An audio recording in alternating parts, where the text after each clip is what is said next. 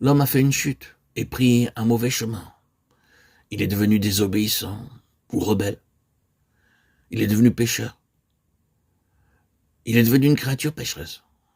Tout cela est vrai, mais ce n'est pas toute la vérité. Ce n'est pas que l'homme soit simplement sur un mauvais chemin et qu'il ait besoin d'être ramené ou remis sur la bonne voie.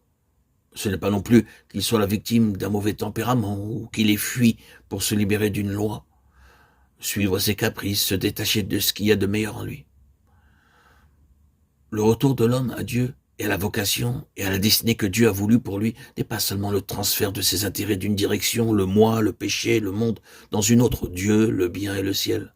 Lorsque Christ, en parlant de l'enfant prodigue, employa ces mots étant rentré en lui-même, il ne voulut pas dire simplement que, s'étant souvenu d'un autre chemin, il ait voulu y retourner. Non, les Écritures nous révèlent avec une évidence très claire que le salut est quelque chose d'infiniment plus radical que cela.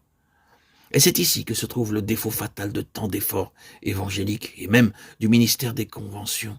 Renoncement, consécration, soumission et d'autres mots ou termes semblables sont employés comme s'ils exprimaient beaucoup plus qu'un simple premier pas, un pas initial qui ne représente qu'une attitude prise.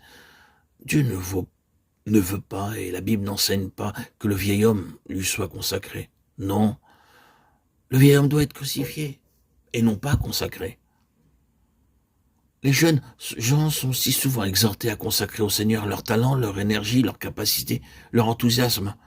Comme l'illustre ce refrain d'un hymne, ce qui est précieux en moi, liberté, force et jeunesse, je te le donne avec allégresse.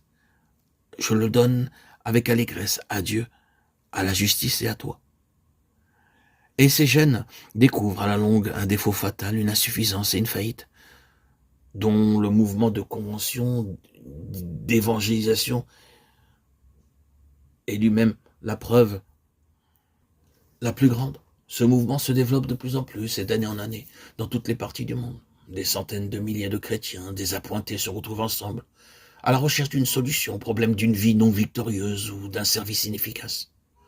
Ceux d'entre nous qui ont une part dans cette œuvre de convention ou de conférence ne peuvent sourire devant ces grands auditoires, ni parler d'eux comme s'ils représentaient un grand succès plutôt que de parler de la plus grande, la plus déchirante des tragédies. Si les messages apportés doivent être regardés comme une indication du but des conventions, il n'y a aucun doute à l'égard de ce que nous venons de dire.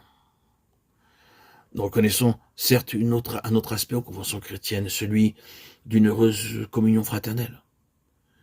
Mais ici, nous désirons parler de l'objet premier et toujours annoncé de ces conventions. Et c'est là le côté négatif de la question. Ce n'est pas un changement d'idée, d'intérêt ou de direction qui nous est demandé, ni un renouveau d'énergie ou de zèle. Seul peut répondre à la question et satisfaire les besoins, un changement de constitution dans notre être. Reporter nos aptitudes ou nos énergies naturelles, héréditaires ou acquises dans les choses de Dieu, et en faire la base ou le moyen d'accomplir son œuvre, ce serait certainement et inévitablement mettre l'ouvrier et l'œuvre dans une fausse position. Et arriver tôt ou tard à des résultats sérieusement compromettants et désastreux.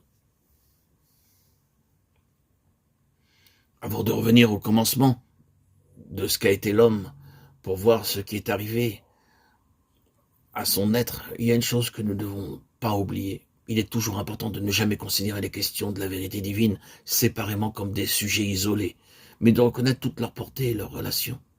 La vérité est un tout. Il n'y a pas de pluriel dans les Écritures pour le mot vérité. Il n'y a pas les vérités, mais il y a des aspects de la vérité. Et aucun de ces aspects ne peut être isolé.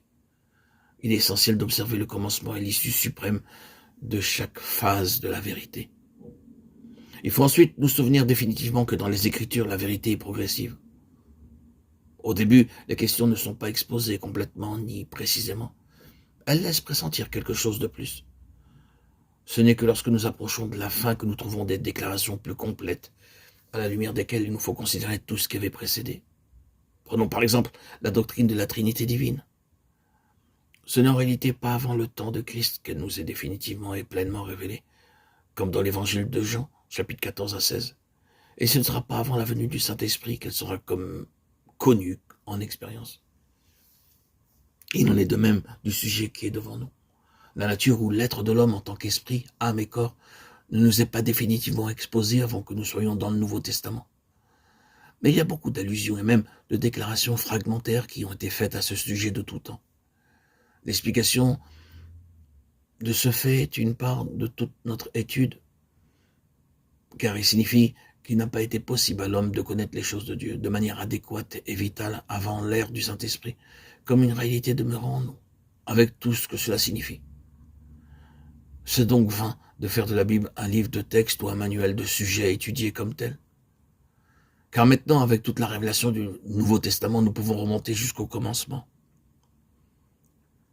Lorsqu'éclairés par le Saint-Esprit, nous voyons réellement l'homme, Jésus-Christ, et lorsque nous comprenons ce qu'est vraiment un enfant de Dieu dans le Nouveau Testament. Nous voyons deux choses. Tout d'abord, ce qu'est l'homme pour Dieu depuis le commencement, et ensuite le changement fondamental que représente un homme vraiment né de nouveau. Quant à sa constitution, nous verrons qu'il est esprit, âme et corps. Mais dire cela, ce n'est dire que la moitié de la question. Ce ne représente que les parties dont se compose l'homme. L'autre moitié de la question est ce qui représente l'ordre et la fonction. Ce fut dans le renversement de cet ordre que la fonction fut atteinte fatalement et que l'homme devint autre que ce que Dieu avait voulu pour lui.